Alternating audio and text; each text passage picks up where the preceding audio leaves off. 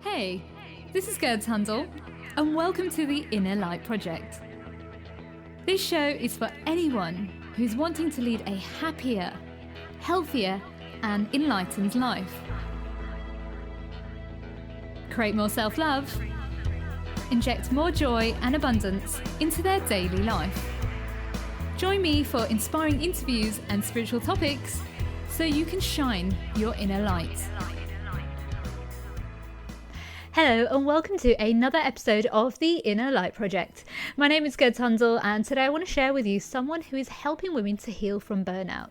April Roberts is a former attorney and financial advisor who helps Gen X women achieve more abundance, love, peace, joy and alignment by connecting with their divine femininity. She's also the host of the podcast Vixen Voice. Hi April, I'm grateful for having you on the show and thank you for joining us today. Hey Gerds, thanks so much for having me. Oh, bless you. I can't believe still that you actually have been to a place that I grew up with. It's blown my mind. Well, I think you believe the same thing. All moments happen for a reason, right? So for some reason, we're meant to have this conversation. So I think it's going to be good. Oh, 100%. And everything that we're going to talk to actually links to divine timing and being in the present moment. I'd love to kind of share your story with the listeners. Like, what was your life like before you founded Vixen Gathering? Oh gosh, how far back do you want to go? Remember, I'm a little older than you. Let's go way back. That's all good. Okay, so I grew up in Biloxi, Mississippi, which is a small town in Mississippi right on the Gulf of Mexico. Most people don't know that Mississippi, is on the Gulf of Mexico, but there's a small part. So it was really interesting. I grew up in a place that a lot of people think is the Bible Belt in the United States. Wow. However, we were in between New Orleans and Mobile, Alabama. So a lot of us were Catholic. So the rest of the state would call us the heathens of the state because we like to enjoy our life. We were good and friendly, but I don't know. It was a very interesting way to grow up, and hurricanes were a way of life for us growing up there. So that's become interesting too, because we've seen, weather get more severe, and it really can be devastating to people. So anyway, I was born in Biloxi, Mississippi. My family, my mother's family, she was third generation, always lived there. My dad's great, great, great grandfather founded a town in South Mississippi. So we were, very entrenched in South Mississippi, and it's not a place that people leave. So I always read books and I dreamed of going to London and Paris and living in New York City. And I have to say that I was very blessed to have parents that encouraged this. And in fact, my mom was just in the hospital last week, unfortunately, but you have a lot of time for deep conversation.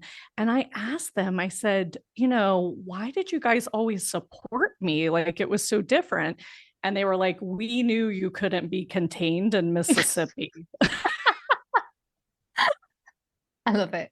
They accepted it straight away. Yeah. And it's interesting because, I've met other energy workers and people, and they're like, wow, your energy is so big and I just need space for creativity. So I don't know. I'm lucky to have parents who saw me for who I was at a young age, if that makes sense. That's magic. Yeah, and kind of didn't get in the way. And, it takes us so much longer to get to know ourselves. I wish sometimes that we would have these conversations with our parents sooner, but I mean, that's part of life's journey, right? So, to give you the short version, I dreamed of leaving Mississippi. And then, when it came time to go to college, I studied all the colleges. I did well in all my testing, like top 1%. So I was able to kind of choose. And I ended up going to Vanderbilt in Nashville, Tennessee. I dreamed of an Ivy League school, but back then the Deep South was very different from the Northeast. I mean, it still kind of is, but people move around a lot. So, to be honest, I think I had a little bit of culture shock when I went on those college tours. And so, again, something in me knew to take like maybe a smaller step leaving Mississippi. So, I ended up in Nashville, Tennessee at Vanderbilt, great college.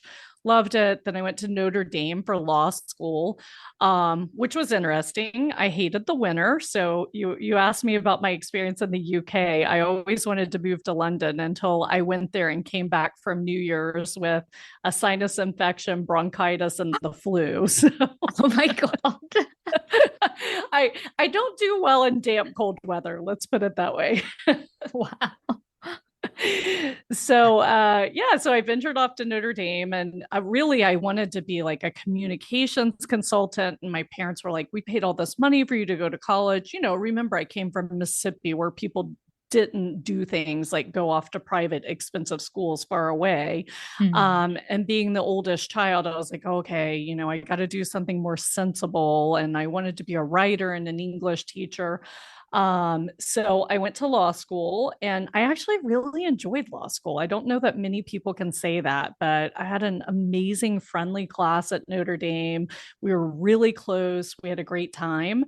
And then I graduated, and I was like, gosh, they crammed all this information in my head. I'd better use it. And so I did become a litigator with the largest law firm in Atlanta, because by that point I was ready to go back to warmer weather. So that was kind of, we're talking about feminine energy. And my first job was with the largest law firm, very politically connected. Like, we had a former attorney general and senator that were partners at our firm. Very masculine energy, litigation. And here I am, this like 25-year-old girl from Biloxi, Mississippi. So that was an interesting experience. It's interesting. I actually relate with a lot of things you're saying. Funny enough, I was the same. I wanted to either live in London, New York, or Paris, interestingly enough. Yeah. Yeah. And also, again, I studied my first degree in Leeds, which is my hometown. And then I moved to London, and I was actually a journalist. And I walked away from that career over 11 years ago.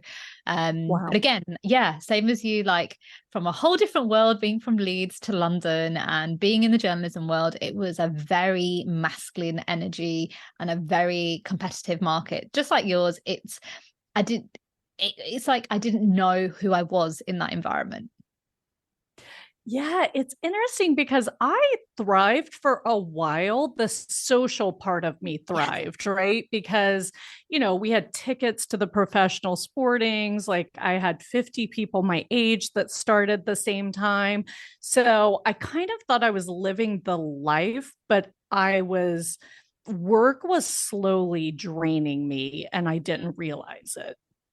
Yeah. Yeah. And I think that's the thing, what you're saying is it's like it takes over as well. Like, even with me, like I was like this alpha female. I was like, I'm a go-getter. I can do this and do that. And then slowly it started to chip at my health and well-being, and to the point that I actually collapsed 3 times in the office for me to actually realize, like, Oh my gosh. something's not right. Girls, you need to slow the fuck down. Did you ever have moments like that where you were just like, what am I doing? Yeah, well, I had that moment when I actually I had something going on where, yeah, I had to stay home one day a month. I was in so much pain. I couldn't sit.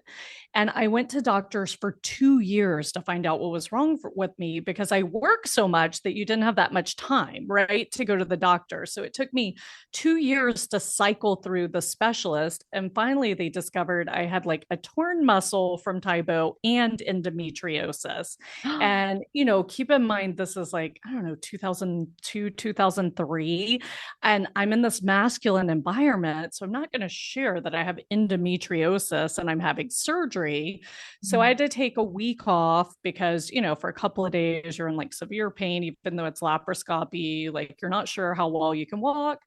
And I remember getting emails from the partners like, hope you're enjoying your vacation. I need this when you get back. No. Oh, yeah. It's crazy. Yeah. Yeah. And shortly after that, my ex-husband actually was from Italy, and he moved from Italy to, the US to be with me, and I barely saw him. So it was kind of like this collision of a lot of stuff at once, where you kind of get woken up and you're like, what the heck am I doing? What was the turning point for you? I know you had your operation, but how long did it take you to get to that point where you were like, enough is enough? Well, my first step was to go to a smaller firm. I thought it'd be better. But the turning point happened right after that because it was 2 years in. We had reviews every 6 months. I'd never had one single bad review, right? And Yeah. suddenly I'm in for my review, and the partner on our team was infamous for picking the young women off the team one by one because, in their opinion, you were going to get married and have kids, right? I just heard about Wow. this on a podcast I was listening to this morning, that this is still kind of a bias against women. And so, as I mentioned, my ex-husband had moved from Italy, so I think he got word that I had a live-in boyfriend. So suddenly I'm in there, and there was one female partner on our team, and she's in the room, and he was like, "Yeah, everyone likes you and thinks you do great work, but I just can't put my finger on it. There's something that I don't trust." Like, it was just so random what he said to me. And I've always been pretty intuitive, and I can read people well. And I saw the female partner, like, kind of a shocked look on her face. I could tell like what he was saying to me wasn't planned. And so he was just like, I'm just kind of concerned that you're not really putting your all in. And he said something else. And so I looked at him. I shared with you, I grew up in a very supportive household of my opinion. So I just kind of in that moment knew I was the next target. And so I just looked at him. I said, "No, actually, I am committed to my job. It's just that I took a week off for surgery, and everyone kept asking me how my vacation was. So when I came back, I was a little disillusioned." And like he was shocked and didn't know what to say. And I walked out of there and I was like, I better get another job quickly. So that was pretty much my first step. I was like, okay, let's get out of here. Right. So I moved to a smaller firm that was more friendly, but still litigation. And as I mentioned, my ex-husband was Italian. So for me, it really came down to immigration. At the time, it was really hard, even though we were getting married, to get him a green card. And his grandfather had gone into the hospital, and we knew he wasn't coming back. And we were in that period where you can't Wow. travel. And so again, I'll never forget that moment when the lawyer said, well, it could be 6 months. And we really, we knew his grandfather wasn't going to make it. And I just remember looking at him and saying, well, I guess we're moving to Italy. And that was kind of the end of my like legal career at that point. Wow. Wow. And what was it like when you got to Italy? Like, what happened there? That was really challenging. So I think you said that you spent some time in Scotland, but kind of moving into another country. And so what was interesting was my law degree is not valid in Europe because it's not a European license. So I couldn't practice law.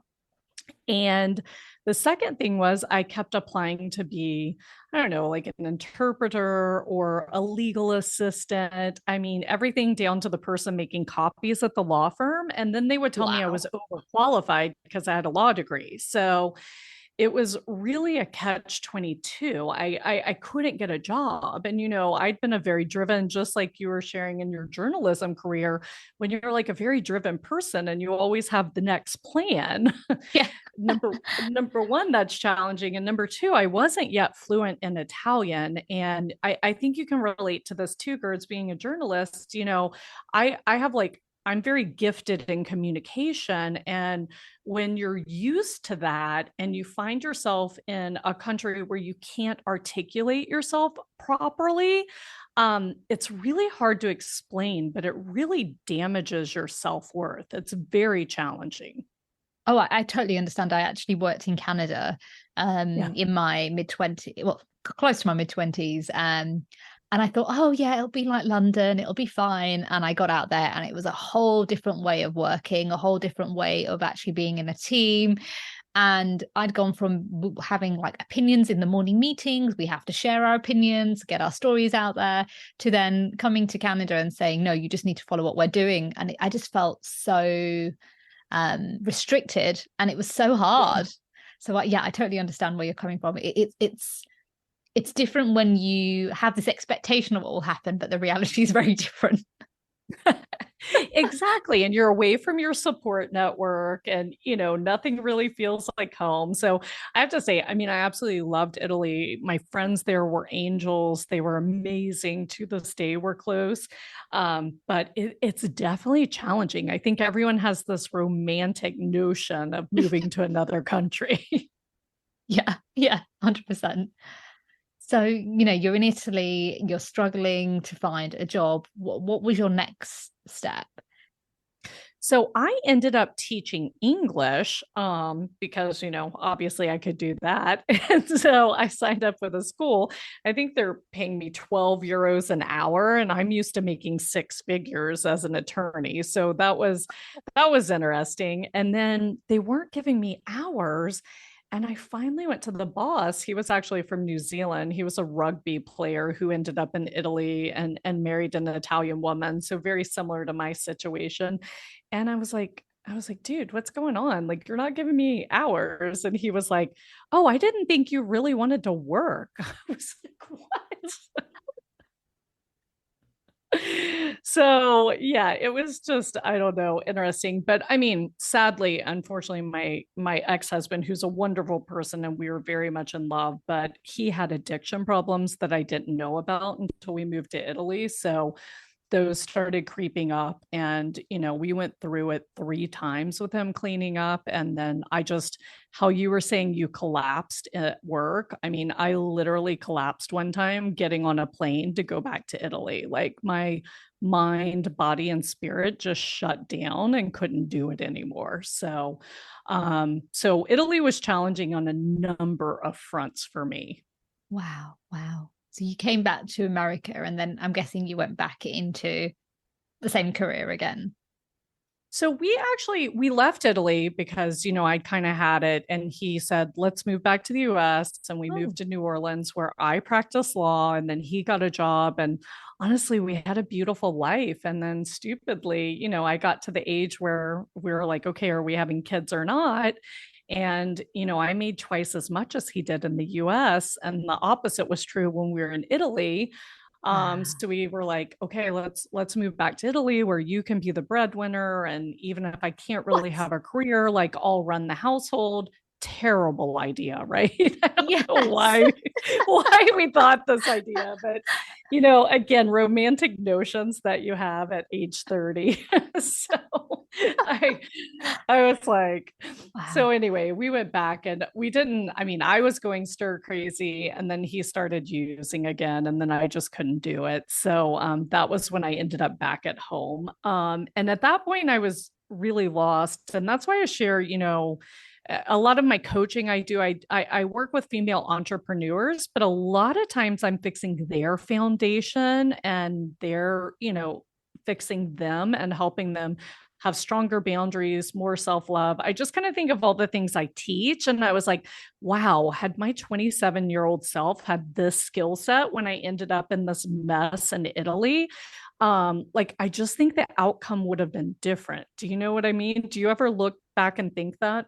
Oh yeah, I have a similar but slightly different story where I was in a long-term relationship, and I look back and I'm like, how did I end up in that? And not holding strong boundaries and realizing sometimes those relationships actually teach us um about patterns within our own family that we are then mirroring in our relationships. And actually the person that we go through Yes. that are our greatest teachers and our greatest lessons, and we have a choice whether to carry on in that situation and hold boundaries, but if they're not being met, then we have to choose ourselves. And it's a very difficult situation because you love the person, but you also know deep down that this is not the way of life for you. And actually, if you don't learn that lesson, it's gonna take over your life.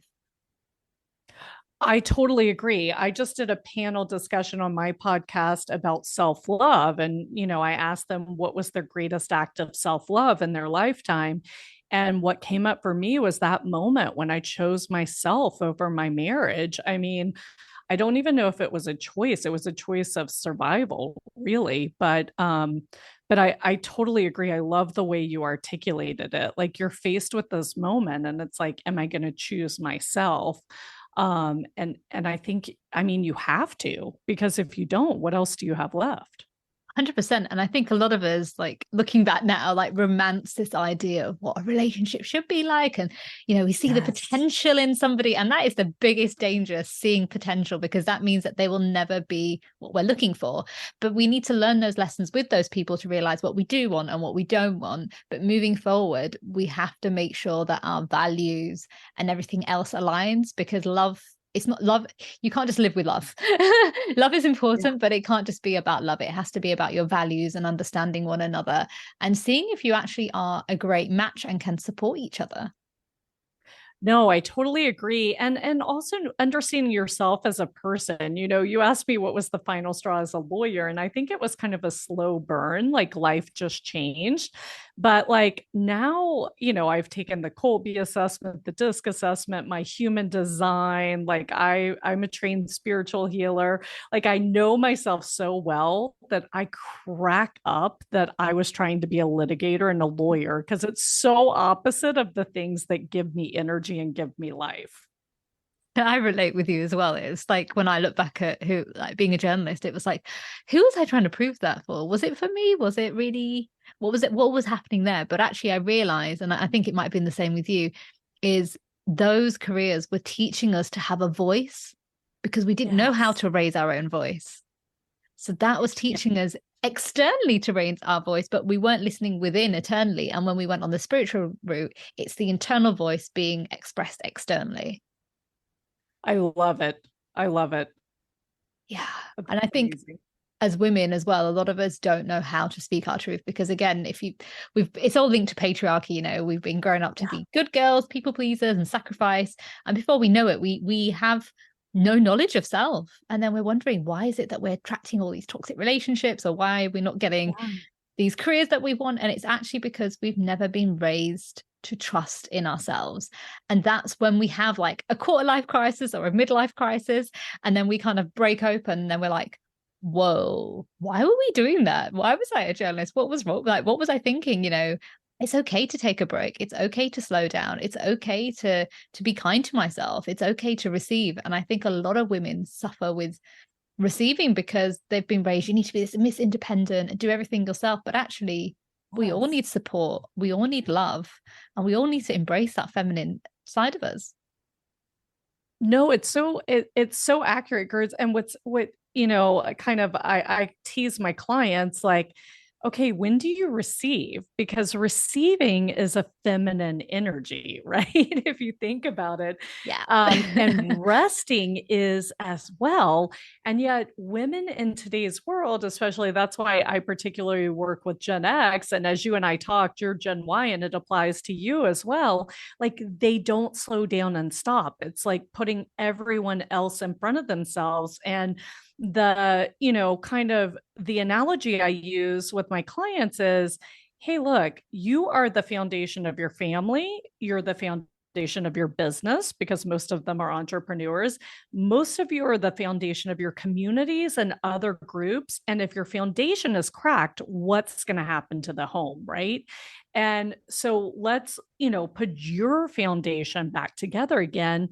And then when you fill yourself up and learn to love yourself and do all these things, then you can give times 10 without hurting yourself. Yeah. And it's okay to say no, right? Like that's one thing Yes.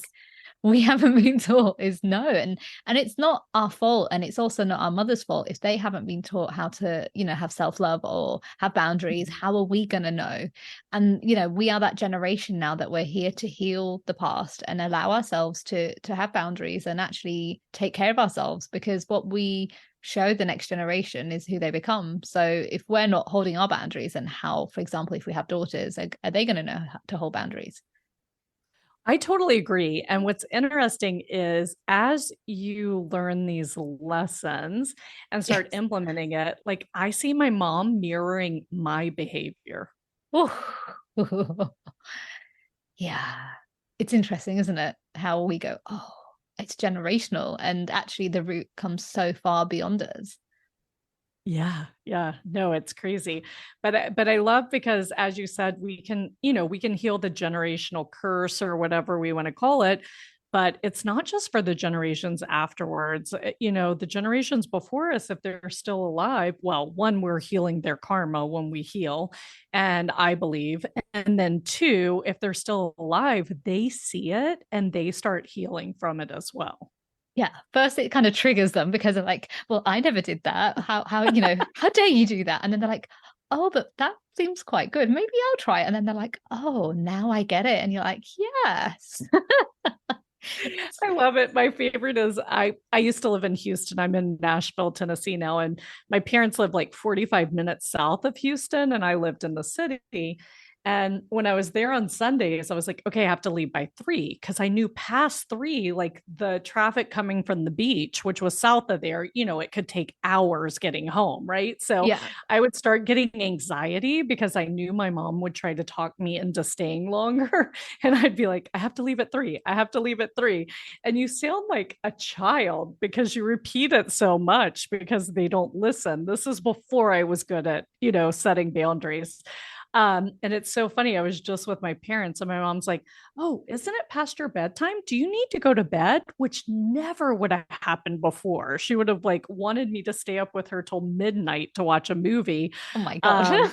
So I reflect like how crazy I used to be trying to assert these boundaries with them. And now it's just natural. They're like, oh, April, don't you have to do this? And I'm like, oh, that's amazing. Thank you. But you see the transition, right? How it took a while for them to go, oh, it's because they never had boundaries. And they're like, oh, this doesn't feel right. Who are you to have those?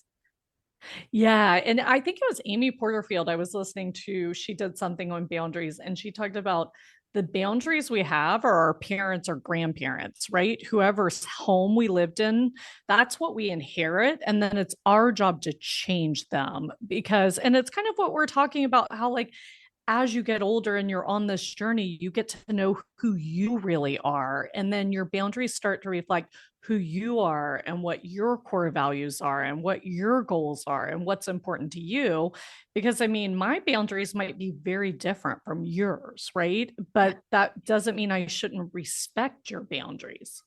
Yes, 100%, 100%. And I think that's where it triggers a lot of people because within our society, women tend to not have boundaries, right? And so they're just like a sacrificer to everybody and, making sure everybody else is okay. And then when they put the boundary and it's not about them, I say, for example, I put a boundary and, I say to you, April, well, I don't appreciate this. But then you might be triggered by it because who are you to have a boundary? Because I don't have a boundary kind of thing. A lot of people don't realize it's actually not personal. Actually, having a boundary is great. So then you know where the limits are with that person.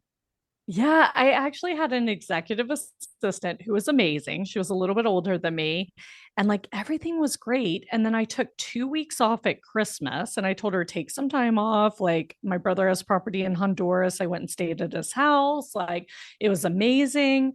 And I came back and she was like yelling at me. It was so weird. And I was like, what's going on? And then I actually talked to my spiritual coach about it. And he said, you did something she's not able to do, taking time off. So it triggered her so badly that it like disrupted our relationship. It was really eye-opening for me. Wow. But that just shows how deep it is within generationals of our, within women, and why it's so important now than ever. And whenever there is a trigger, it's actually never really about us. It's about their own personal relationship with boundaries. And the interesting thing is, as you grow spiritually, your light either attracts people or triggers them. So you just have to get used to triggering people. you only have to look at social media when you post something and it's like trigger, trigger, trigger. And you're like, okay, it's nothing to do with me. Oh, it's so fascinating. Can you tell us? Yeah. Can you tell us about the birth of Vixen Gathering? Yes. So I'll give you the quick version. So when I ended up fully separating from my ex-husband, it was like 2008. I ended up back in Mississippi, where I'd always dreamed of leaving, but I was at my parents' house because I mean, we had sold everything and moved to Italy, and I literally had like $10,000 in my bank account, right? So, because unfortunately, with his situation, we'd gone through all our savings. Living in Europe was expensive. I didn't have income. So I was just like, what do I do now? So I practiced law for a little bit, and then I actually, just because I was close to my dad, his assistant retired, and he was a financial planner, so he would give dinner seminars to get new clients. And I said, oh, I'll come to your dinner seminar and like manage it and greet everyone, just because I thought it was fun. Like, I'm a lawyer, right? And I was like, I'll come do this for you.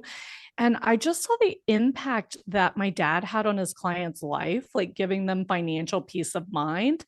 And I was just like, I think I want to do this because, as a lawyer, well, a litigator, I always inherited problems and I'm putting out fires for people. And I was like, oh, wow, getting to help people plan for their future sounds so much better. So, anyway, long story short, I learned that from my father, moved to Houston in 2010. I opened my own firm and Wow.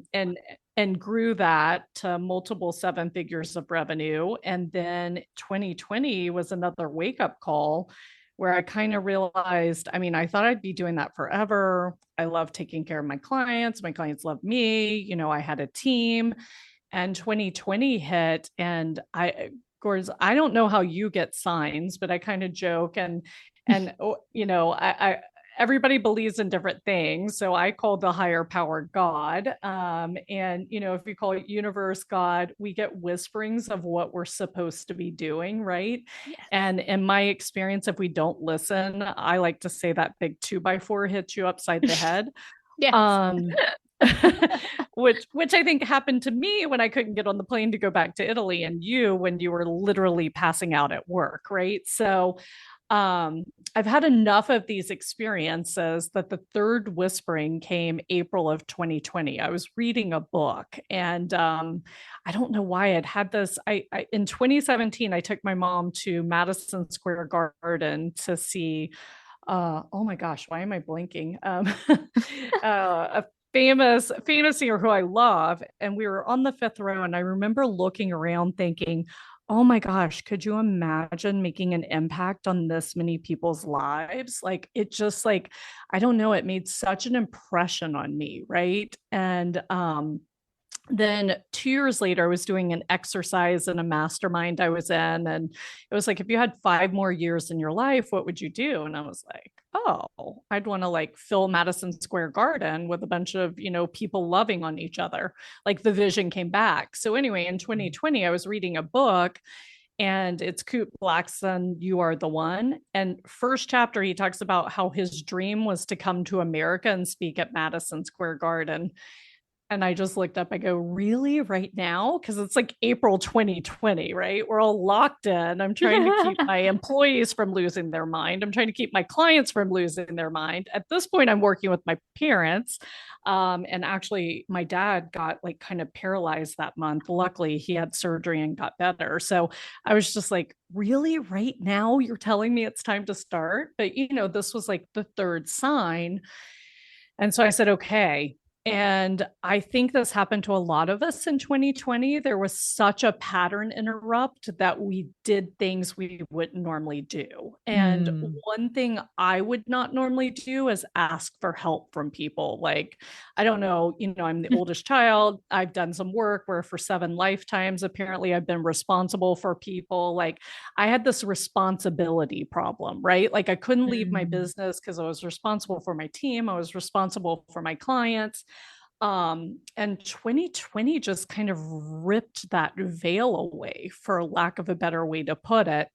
And so I was, and honestly, Kurtz, another thing that happened to me is, even though my husband had the addictions, I had this part of me that hadn't healed, that felt like I failed at my marriage, which was the most important thing, and that I couldn't fail at anything else, which is, that masculine side coming back in, right? Maybe Yeah. that competitive side.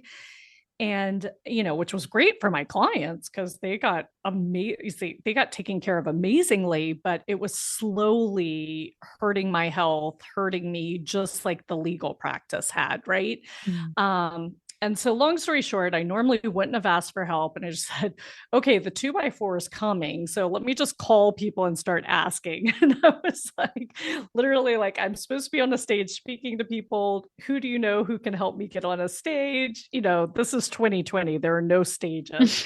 Um, but it led to all these amazing Zoom calls with other female entrepreneurs and like about what they were going through and how they were dealing with 2020 and how the veil had been lifted for them.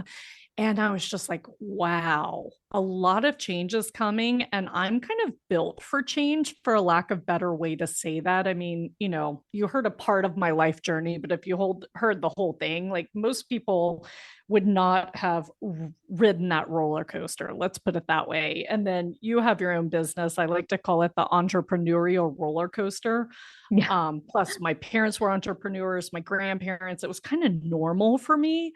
And I was like, wow, a lot of these women aren't used to this much change. They're going to need a guide. And that was kind of the birth of the Vixen Gathering. I didn't really know what it would look like then. And, I had to work my way out of my business, which I ended up exiting earlier this year fully. So that journey began April of 2020. I just knew I was meant to make an impact in a different way. That was really all I knew. First of all, congratulations, because that takes deep courage to just walk away from something that we're so comfortable with, right?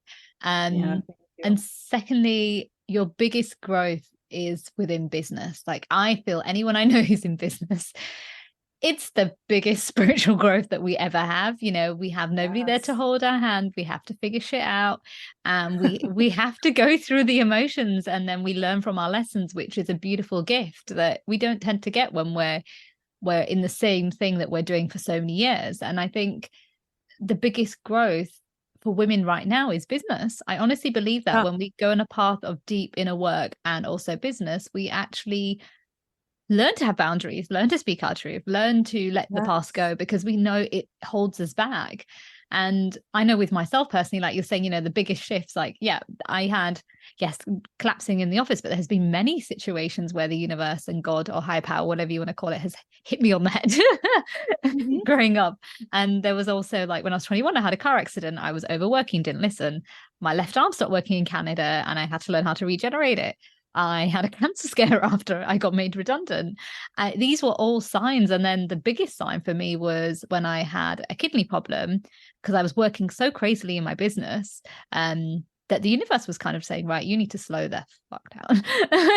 And that's when I dived into my feminine energy and was like, oh, why do I feel so much shame for slowing down? What is the guilt that I'm holding about this? And then I realized that it's the patterns that we grew up with. It's deep generational trauma, but it's also the patriarchy that we've grown up that makes us as women believe that, we have to multitask. That's a load of shit, because men don't multitask. Men will just openly say, I can only do one thing at a time. But women were like, no, we can do everything.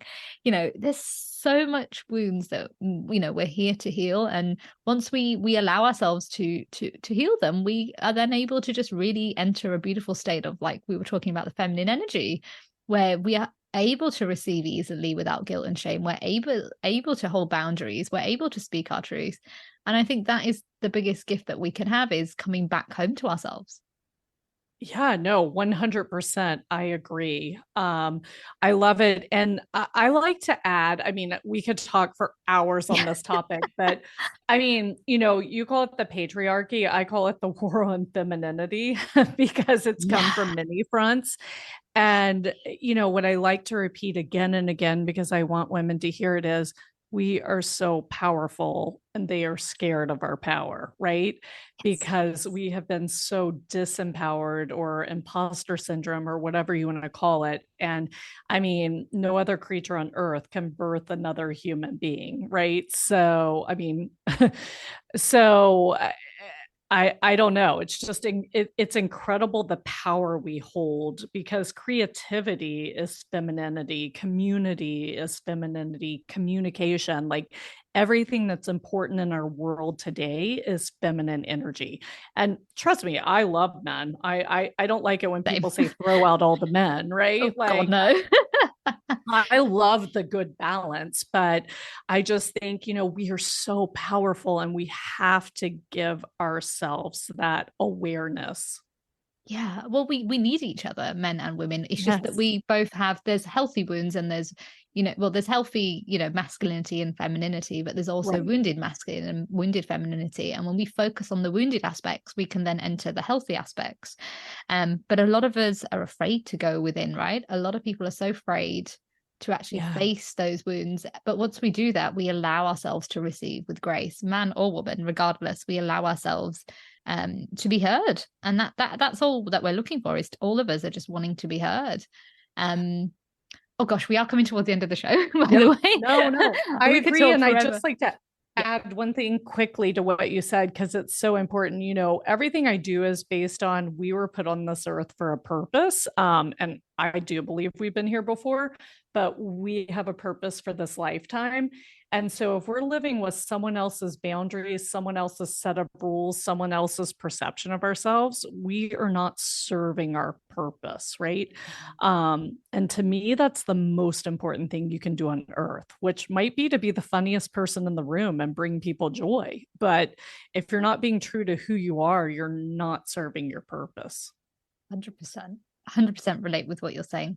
It's so true. And when we don't listen to that, we are not we're doing a disservice to the universe and God and what they had in store Correct. for us. And we really need to hear that. And that's why we have those low moments, is because our soul knows that we're here for something bigger and greater than ourselves. Um, what are your 5 top tips for someone who wants to embrace their femininity but doesn't know where to start? I love that. So number one, you probably need some rest. So get some rest. Love it. um, Number two, start tapping into your intuition. When you get these little whisperings, they might sound crazy, but what I've been taught is to say, thank you, my intuition, even if I've heard it incorrectly, just that practice of gratitude. And then it starts getting louder, right? So listen to your intuition and thank it. I also think that as women, we underestimate the wisdom of our bodies. Pay attention to your body, feel when you tense up, feel when you relax, understand what gives you energy, understand what takes your energy. And that's how you really start getting into the flow. So I just think our bodies are so wise. I also think practicing being in the present moment. I'm looking outside my window here in Nashville, and I have these beautiful green hills, and the leaves are turning, and I always like take a look over there every couple of minutes to just remind myself of the amazing beauty. So be present, enjoy beauty. And number five would be receive. When someone offers something, say thank you and take it gracefully. You don't have to say anything else, but I like to imagine, think about a time you wanted to give to someone and they said no, thank you. That doesn't make you feel very good, right? In fact, my back just went up when I said that. And so just think about this beautiful flow of giving and receiving. It's like this beautiful cycle. And if you can immerse yourself in that cycle, it's just amazing what starts showing up. Yeah, that's beautiful. Thank you so much for sharing those 5 top tips. It's so important to really allow yourself to receive, because that's where the magic happens. Yes, I agree. Life is not meant to be as difficult as we've been led to believe. Let's put it that way. 100%. 100%. What are you most grateful for? Oh my gosh, I have a long list. I actually am most grateful for my spiritual journey and my relationship with God. It just brings me amazing beauty every day. And I love how you talked about business as huge spiritual growth because it's so true, right? And just learning to laugh at yourself. I remember one time I was focused on being more compassionate, and I was just like, okay, send me some lessons on compassion. And boy, were they painful. Like, I want to say I failed 6 times out of 10 to be compassionate when the moment presented itself. But then I would reflect and say, okay, next time I'm going to handle that this way, right? But then I just started laughing at myself, like, wow, this is painful, but I asked for it, so I better do it. So, yeah, for me, I mean, that's the most beautiful thing. I think you get to a certain place in life where you've been successful, you've traveled, you've done all this. And then the most important journey becomes that journey within. 100%. Yeah. Because that's the where the magic happens, right? Correct. Correct. And my last question for you is, what shines your inner light? I had, you know, I think for me, it's empowering other people to be themselves, but also being free to be myself. Um, I love this question. And what I committed to a couple of months ago, I said, I'm just going to be a vessel of joy. And I just decided that one day I read something. And every day I'm just like, how can I be a vessel of joy? And it lights up everyone around me and it lights me up. That's beautiful. Thank you. Thank you so much for April for being on the show and just trusting the wisdom from within that it was time to trust in your magic and your wisdom. Yeah. And I'm glad I trusted the wisdom to get on your show today. I love chatting with you. Oh, bless you. I love talking to you too. It's magic, isn't it? It's magic. When two people come together, magic happens, right? 100%. Wow, what an amazing episode with April. It's so important to surrender to your inner wisdom and allow yourself to receive gifts and the medicine of being in your divine feminine energy. Unfortunately, that's the end of the show. Before I leave, I want to leave you with this quote. We must both keep our femininity and our strength. That's a quote by Indra Devi. Take care, my sisters. Bye. For more information about the show or how to trust your inner light, visit my new coaching program at gerdshandel.com. And remember, stay happy, stay healthy, stay lit.